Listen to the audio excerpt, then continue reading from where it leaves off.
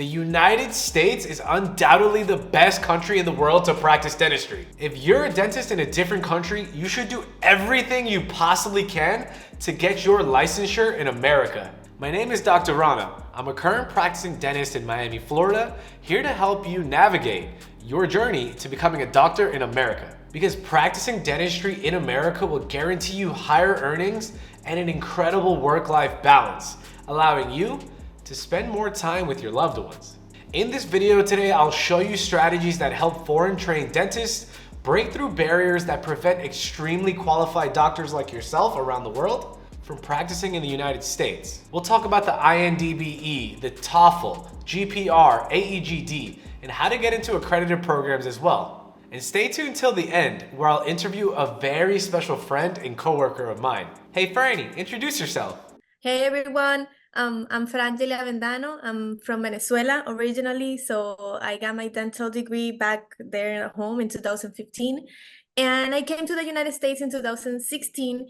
And since then, I knew that I needed to get my degree back, like here in the United States. You see, Franny was a dentist in Venezuela. She came to America, worked as a dental assistant, and then became a hygienist. And now, she got accepted into a 2-year dental program on her way to becoming a dentist again.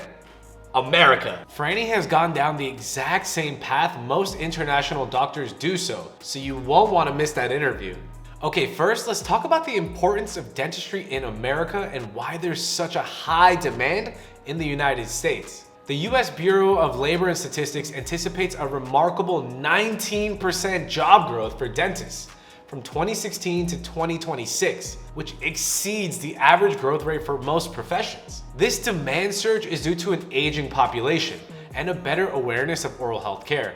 Other parts of the world simply may not value their oral health as much as they do in America. I think the focus on cosmetics and one's appearance is the greatest in America as well. And on top of this high demand, there's a shortage of dentists. Can you believe that? The underserved areas of the country have fewer than one dentist per 5,000 residents. This is the current state of dentistry in America.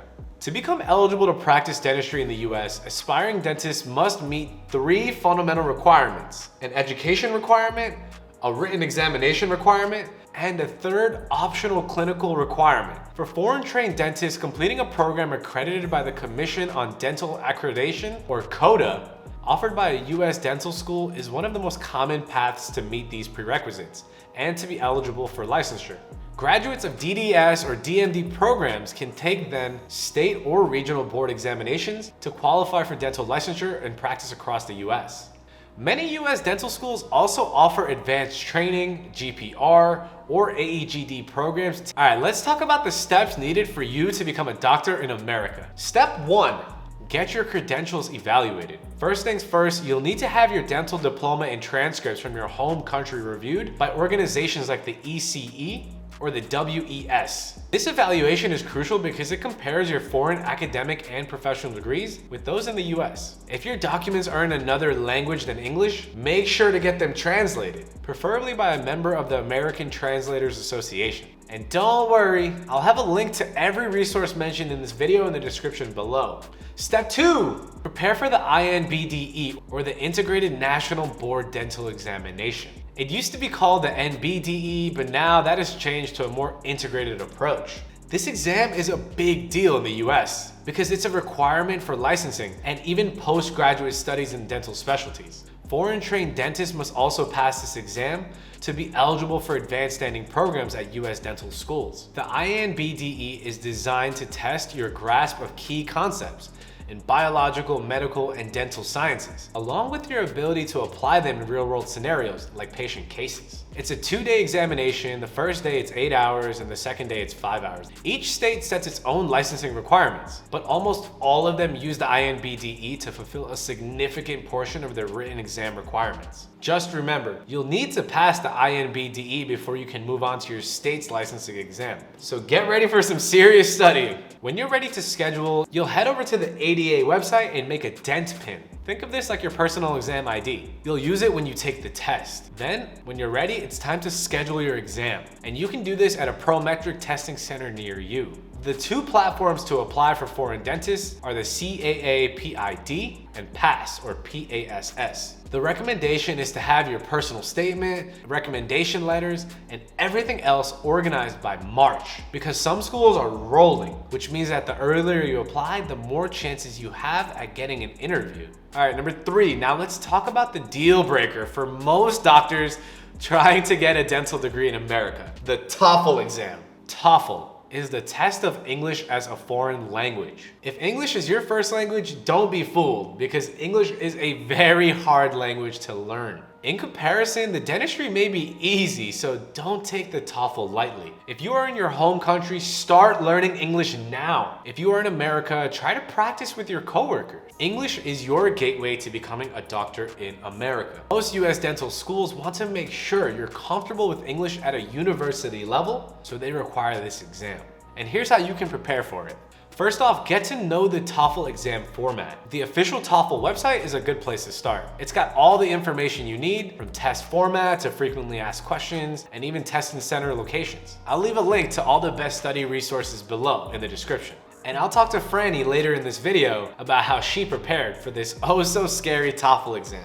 When it comes to the reading section of the TOEFL, it's all about understanding non-technical English. To get better at this, try to read something in English every day without any distractions. Then, reflect on what you've been reading to improve your understanding. For a more structured approach, consider enrolling in a college-level English course at your local community college, or even watch some YouTube videos to practice. These resources can really boost your English skills. Now, step 4 is to make yourself the strongest applicant possible. Because if you've been through this process, you may have realized that becoming an American dentist as a foreign trained doctor is really, really hard. It's incredibly competitive and spots are limited.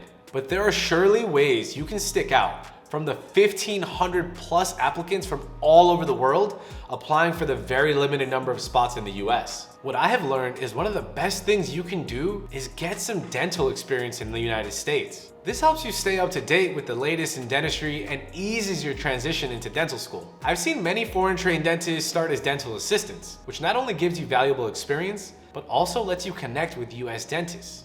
Plus, having a recommendation letter from a US dentist you've worked with can be a big plus. Working in Miami as a dentist, 95% of my assistants were dentists back in their home countries of Cuba, Argentina, Colombia, and even India. Some want to go directly into hygiene, while others are trying to gain admission straight into those advanced standing programs. Dental hygiene is a great job in America, especially as a foreign trained dentist just starting out from a financial standpoint.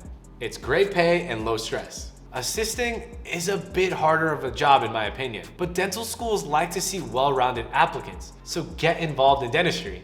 It shows that you've got a heart for helping others and that you really want to be a doctor in America. Whether it's through developing professional skills, volunteering, joining clubs, the more you can show that you've contributed to your community, the better. Ladies and gentlemen, everything helps here. Now the next way to stand out, which is probably the most impactful, but also the one you don't want to hear, is to consider pursuing a master's degree in the United States.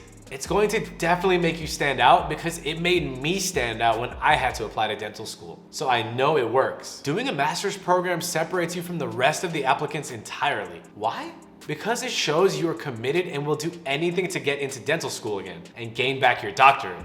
If you don't do a master's, you still got these postgraduate programs called GPR and AEGD.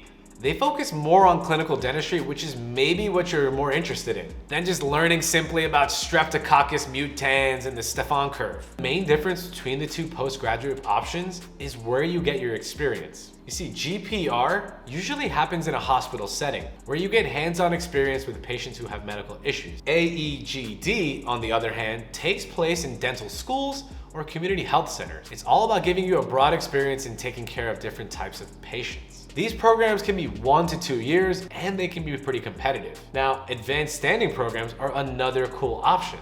Dr. Franny, talk to the audience a little bit about this. There's 3 routes to choose from, right? I've heard there's a GPR route, an AEGD route, and an advanced standing route.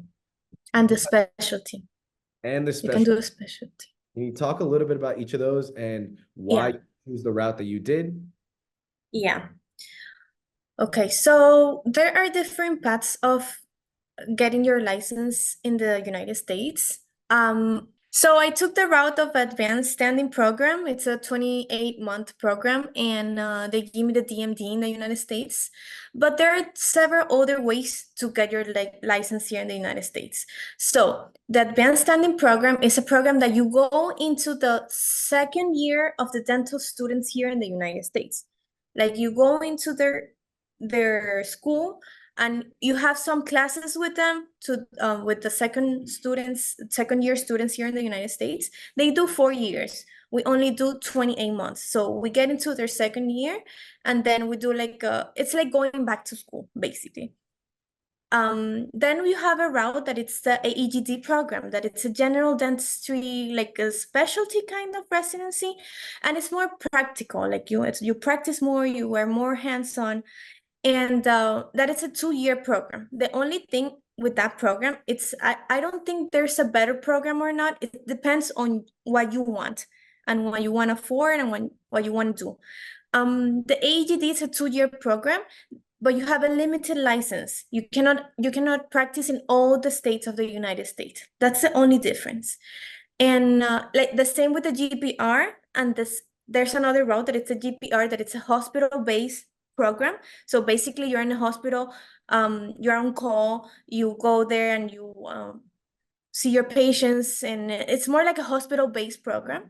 And then you have a specialty route that, let's suppose you're an orthodontist, you're a periodontist, you go into the specialty and you get your license through a specialty. But these 3 last programs that I tell you, it's a limited license. Like you cannot practice in all the states of the United States. And you get like a certificate at the end, like you're certified to practice here in the United States.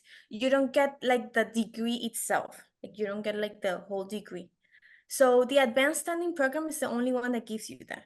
These programs let foreign trained dentists jump right into US dental schools, either in the second or third year of the regular DDS programs. This is the golden ticket that makes you eligible for a dental license in any state after you pass the required clinical exam. I saw this at NYU when I started my D3 year. We had a ton of dentists from all around the world join our class. And they were extremely knowledgeable already, since having performed dentistry in another country for some period of time. Whenever I would get stuck in a clinic situation, they would always be there for me to save the day. Now, advanced standing is the most common and safest bet to lock in a degree in America, so please aim for the stars when applying. Okay, let's talk about some of the major red flags on your application that may be holding you back from getting those interviews. One thing is GPA. Typically, there's a 3.0 minimum cutoff. If you are below or right around this number, strongly consider a master's program if you truly desire to become a dentist in America. Schools get so many applicants that they filter these applications out a lot of the times by GPA. So you want to do everything you can in your power to not be on the side of getting filtered out before they even see your application. Second thing is the TOEFL cutoff, and that number is around 100. Most schools don't even consider your application if it's under 100. One colleague of mine had a 90 on the TOEFL and no school was even responding back to him. However, when he retook the exam and got 102,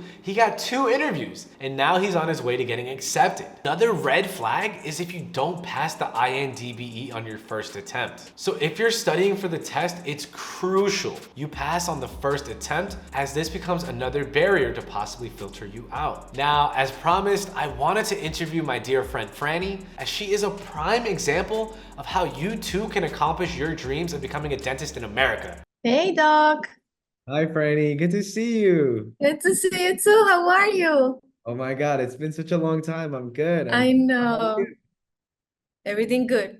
Getting into it. Yeah, Chicago's treating you nicely, huh? I've been seeing your story. Beautiful. Yes, yes, I love it. I love it here, but school is crazy, you know that, but Chicago is an amazing city, so I'm really glad I got into this school. Like I'm really happy here. Yeah, for sure. Living your best Yeah, life. how about you? I'm doing good. I'm doing good. Just working hard, just trying to stay busy. Yeah, I winding. see that you like late, super late. You working late hours and everything. Yeah, I work 8 a.m. to 8 p.m. right now, 6 days. But it's every other week, which is kind of nice, right? Like 1 week on, 1 week off. That's nice. That's how's Miami?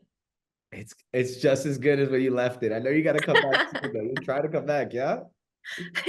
Well, let's see how it goes. You know, whenever I'm not close to any, possibility, so whatever comes in my way, if it's a good opportunity, let's see. But Miami's in my heart, and I'm a Miami girl, so Of course, of course. always there. So for the audience that doesn't know, I met Franny here when I was working in Miami and in my first job in Miami, and she was a dental assistant slash hygienist at the time. You were Yeah. both, yeah? Yeah. So could you introduce yourself to the audience? Tell us a little bit about yourself, where you're from, and what you're currently doing now. Perfect. Yeah. So, hey everyone. I'm Frangela Vendano. I'm from Venezuela originally. So I got my dental degree back there at home in 2015. And I came to the United States in 2016. And since then, I knew that I needed to get my degree back, like here in the United States. I wasn't planning to going back to Venezuela. And so I decided that I was going to do this path, and I'm here now and I made it. So we're going to talk a little bit about this. So Dr. Rana is going to guide us through so that way we can help you guys and everyone here so that you know that this path it's doable. It's hard, but you can do it. Everyone can do it. Okay, so that's a really interesting story. So you're from Venezuela and then you moved to Miami and then you started working as an assistant. Is that correct? Can you tell us a little bit about Yes. Correct. So the moment I got to Miami, so I moved straight to Venezuela to Miami, and the first thing I did, I was the front desk. Actually, I started as a front desk in a dental office, but I knew I wanted to do clinical stuff. I'm a dentist, so I wanted to go more into the clinical stuff. So I looked for a job as a dental assistant. I worked as a dental assistant for almost 6 years, I could say, more or less. I did a general assistant, I did ortho assistant, I did surgery assistant. I did a bunch of, I think that's what made me like a really good assistant at the end, because I did a little bit of everything. And in 2021, I got my hygiene license. So in Florida, it's a little bit different. You can get your hygiene license a little bit more easier than any other states. But yeah, in 2021, I got my hygiene license. I didn't got it before. This is a question that everyone asks me. Why did you took so long to get the hygiene license? Like, I've been in the United States for 8 years. And yeah, only in 2021, I got my hygiene license. So I wanted to take the dental board first. I didn't want to just be a hygienist. I knew maybe I was gonna settle, be a little bit more comfortable financially. So I wanted to take the dental board and then get the hygiene license. So that's what I did. So So did you pursue hygiene in hopes that it'll make your application to the dental school better, or what was your reasoning to go for hygiene? yes, I did that. Certainly, I loved being an assistant. I didn't see myself being a hygienist, but to get a better application and to make my application well-rounded, I knew that having a license in the United States will make it better. So I took the boards, I did the hygiene license, but then at the end, I like better being a hygienist than an assistant. So if you're thinking about being a hygienist, do it because it's really fun. So your recommendation is, so say somebody's just fresh from a different country, they're here, you'd recommend them to go into assisting or try to get into hygiene first. What's your recommendation? So the first thing is being an assistant. An assistant makes you also a good applicant, and it makes you understand better the system here in the United States. In our countries, it's totally different. So being an assistant helps you understand more the system here. So that's a plus. So you can start assistant and then doing hygiene. I definitely think hygiene is a good path and a good way to start also. The only thing that I will say, if you're planning to do dentistry here and if you're planning to get your dental license here, there are two ways. As a hygienist, you can take the hygiene board and the dental board. So if you do the dental board, you can go to the path of having your dental license and you can do hygienist, both things. This is only in Florida, by the way. You cannot do this in any other state. So we're going to talk about that maybe later. And so if you get your dental board, you can be a hygienist. So maybe if you're planning to do the dental license, just do the dental board, get over with it. So you don't have to take 2 tests by the end, 2 exams. So when we talk about your application to becoming a dentist, you had quite of a journey. So did you have to restart all your academia again? Did you have to retake the DAT? Like, talk to me about your application process. What did you have to do to start? What were the requirements to become a dentist in America? Okay, so first, the first thing you have to do is get all your papers from your country or regional country and get them here to an institution that is called ECE. That is like a credible institution here that they take your papers and they make it here in America. How do you say, like accountable, so Mm-hmm. that they know that you are a dentist in another country. Mm-hmm. That's the first step. After that, you have to do the translations of all of it. Do it with an accredited institution in the United States, because you're gonna need that when you do the applications and when you get accepted. They're gonna ask you for your translations in an accredited institution. So after that, you have to get your dent pin, and then you prepare yourself for the INBDE. That's the Integrated Dental Board Examination. Yeah. So you prepare for that, you take that exam. That exam is a 2-day exam. It's almost like the whole dental career in an exam. Okay, so you have to study all over again. In my personal experience, I almost studied for 8 months. Like, I worked and study. So if you are planning to work, you can do it. It's a little bit harder, I'm not gonna lie, but you can do it. I worked from 7 a.m. to 5 p.m., go home, study from 6 to 1 a.m. And for 8 months, mostly, I did all that. But I had my support system as well. I had my family that supported me, and people that helped me too, okay, in the process.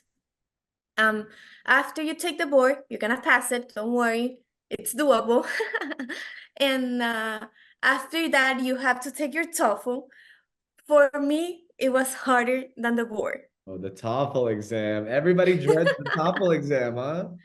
It's because it's like it's something, it's in your mind. It's something psychological. I don't know how to explain it. It's not even if you speak English. I speak English. Like, I can Uh-huh. defend myself in English, and I think I have my accent and everything, but I can speak well grounded English, but the TOEFL is something else.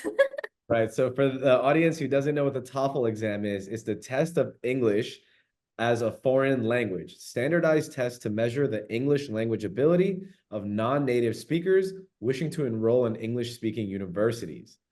So this is dreaded by a lot of people because English is a very hard language to learn as a second or third language. So I've heard this so many times from people. So tell us a little bit more about the TOEFL exam and how you prepared for it. Was English easy for you to learn? What did you have to do well on the TOEFL or to take it? Yeah, so I took several courses. Okay, so I took several courses. And I prepared myself almost like 3 months before for the TOEFL. So I took the TOEFL more than once, okay, because I wanted a higher score. So to be competitive in the application in your process, some schools, they tell you like 80 is acceptable, 90 is acceptable, but the truth is that if you have more than 100, that's when you become more competitive. I know people that they got accepted with less, like 95, 92. But if you want to be more competitive and if you want to be like a higher candidate, try to get more than 100. And that's where the thing gets harder, because maybe you get a 90, maybe you get a 92, and you want to have more. You want to have more, and then that's when it gets harder. But Mhm. the TOEFL is an exam that they mess with your head, something like that. Yeah. And you have to be like really calm. It's if you are stressed, that's when the thing gets hard. Okay, so it's like if you're well centered and not stressed and relaxed, that's when you get more out of the TOEFL. Mhm. So how did you prepare for the TOEFL? So I took a course with a Venezuelan teacher, actually. That's her name is Marina, and she prepares, like, she does Spanish English classes for the TOEFL, but there's a hundred of courses out there in the internet, okay? So Yeah. for the audience who's looking for help on the TOEFL, we'll include a link in the description below. That's helped Franny a lot, and it's helped a lot of my coworkers as well. Yes, yes, we'll do that. And well, the TOEFL, it's definitely a challenge, but it's doable too, okay? Don't ever think you cannot do it. You can do it. The TOEFL for some people is like the hardest step of this process, but at some point they get it. Don't give up. The TOEFL is doable. You just have to be relaxed. Okay, so we got the integrated board exam out the way. We got the TOEFL exam out the way. Were there any other things that you did, Franny, to like strengthen your application to really make you stand out? Yes, actually, between the board, the TOEFL, and the application process, I try to do as much volunteering experience that I could get. There's a lot of volunteering experiences. I was part of the Red Cross. I did a lot of volunteering with them. So yeah, so you have to do a lot of courses if you can, and if it's in your circumstances, volunteering to make your resume more attractive. They want to see that you do things. They don't want to see that you just are just working and that's it. And they want to see that you are working, you have more knowledge, you have more educational experience and all of those things. So it's recommendable to do all of those things. And what specific courses were you taking? I'm sorry. So I did that like online courses mostly. With my boss, my past job, I did like I went to conferences like laser, um, laser courses with my previous bosses, and I did also like digital scanners, Itero, Invisalign as an assistant. But that helped. That is something that you build up, and it builds something in your resume, and they see that. They see that you are making continuous education um, courses and all of those things. Yeah, I love that you were able to really expand your skill set, and it shows anybody that like you're serious about this. You know, you're still pursuing it. You're an assistant, you were a dentist, you're taking on more workload. You have so many things to do to become a dentist, and yet you're still pushing the boundaries. So you're kind of showing them like I'll do anything it takes to get to the next step. And I think that's really Yes. commendable. Yes, that's what you have to do. Like they want to see that you are working on it and that you're not only not doing anything related to dentistry. That's really important too. They want to see that you are related to dentistry, that you're working as an assistant, that you are pursuing your dream, that you're on the field, you know? That's what they want to see. Now, if you can do anything differently in your journey, what would be like the one thing you would do differently? Is there anything? So one thing that I would do different will be maybe start this process earlier. Like I said, I've been here in the United States for 8 years, but you have to be financially stable. You have to have the time. It's a time consuming this process. So maybe if I would have the chance, I would do it earlier and faster. But I don't regret about my process, and I'm really proud of myself that I did it how I did it. So. Okay, so Franny, what was the biggest challenge in the entire process from when you moved from Venezuela to America and then you got into University of Chicago's dental program? What was like Yes. the biggest challenge for you that you feel like a lot of people are going to struggle with in the entire process? Um, I will say the psychological part. Like you have to be really stable. Like your mind, your body, your goal has to be really stable. If you're not in that moment of your life, it makes it harder. So for me, I've always wanted this. And I'm not gonna lie, for me, I was very stable in what I wanted, but sometimes you are like, maybe this is not for me. Maybe I shouldn't do it. So your mind work like it fights with you. Like you know you can do it, but sometimes it's like it's a hard process. I'm not gonna lie. So that's where you have to be like very stable. Like you want this, you can do it because your mind is gonna fight you.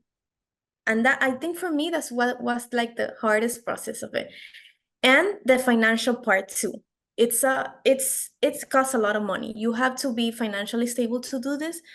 And if you want to do it, just make sure you have the financial part because it could be hard also in that part. Yeah, the one thing I always admired about you is that you had your focus so set on your goals and like, you know, we were at work all day and then you were like, oh, I gotta study, but like, no, Doc, I gotta do it. I gotta do it. It's all gonna be worth it.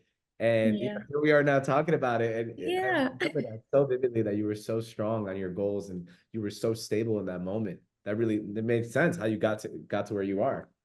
Yeah, yeah, you have to be like your mindset, your goals, you have to have it. Your mind's gonna fight you, but you have to be focused on what you want and you're gonna get it. If you're focused on it, you're gonna get it.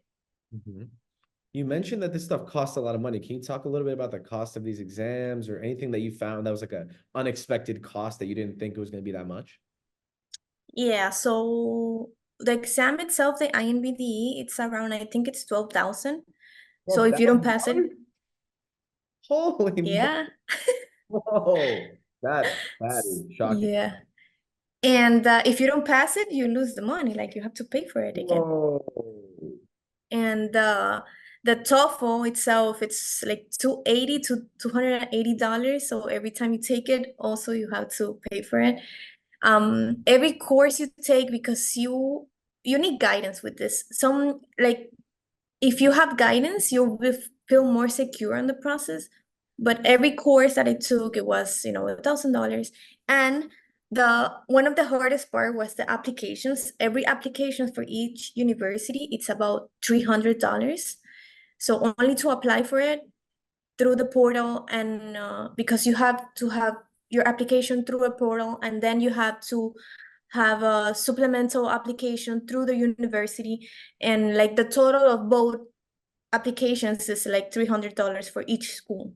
So if you sum up all of the applications you're sending, like for me, I sent few applications, and you have to, because I don't wanted to have my possibilities reduced only to one or two. I wanted to have a variety of possibilities. So when you sum up all that, it's money.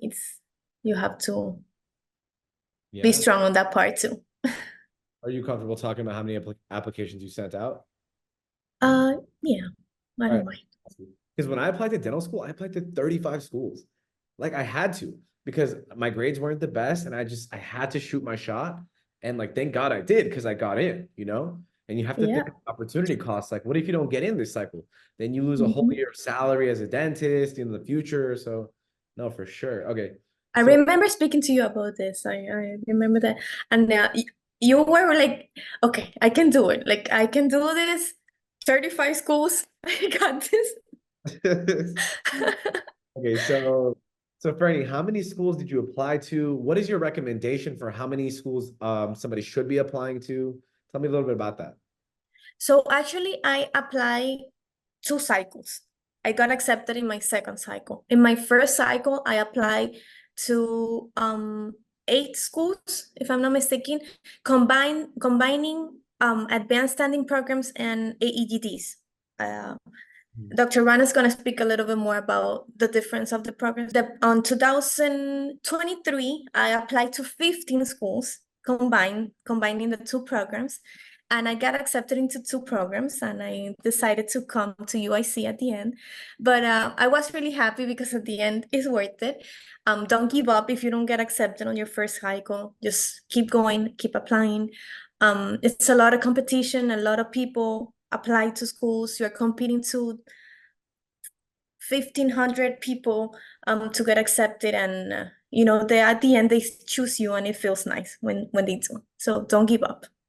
Mhm. So yeah, there are basically 4 routes of getting your dental license. Just that either or, I don't think there's a better way to do your license or not. It depends on you and what you want to do, because maybe if you're a periodontist, you don't want to go back to dental school again. And that's a good route too. Like at the end, you want to get your license, and it depends on the state you want to live to and what you want to do in your future. Like if you want to live in Florida, you can do an AEGD, for example. You can do the advanced standing. But for example, if you want to live in New York, the AEGD doesn't count. Like you cannot practice with an AEGD in New York. So when you with the state, you speak with the state and you tell them, like, I've been practicing for 5 years in Florida and I want to come to New York. Can we do something about it? And then New York and you have a way to figure it out, and they can give you the license at the end. So there are ways. It's not like impossible to not practice in those states that they tell you you cannot practice. Like at the end, there's ways to do it. So it depends on you and what you want to do and what you want to where you want to live. If you want to go back like to dental school again, or if you want to do a specialty, all those things count. So it's up to you, basically. All right, so here's like a couple rapid fire, just like quick bits of information. Mhm.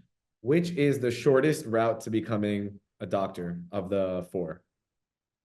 AEGT, And how long is that? 2 years. 2 years. Okay. The Which minimum, the minimum you have to do is 2 years. You cannot do less than that. got you. Which one has the most clinical experience, you think? AEGT.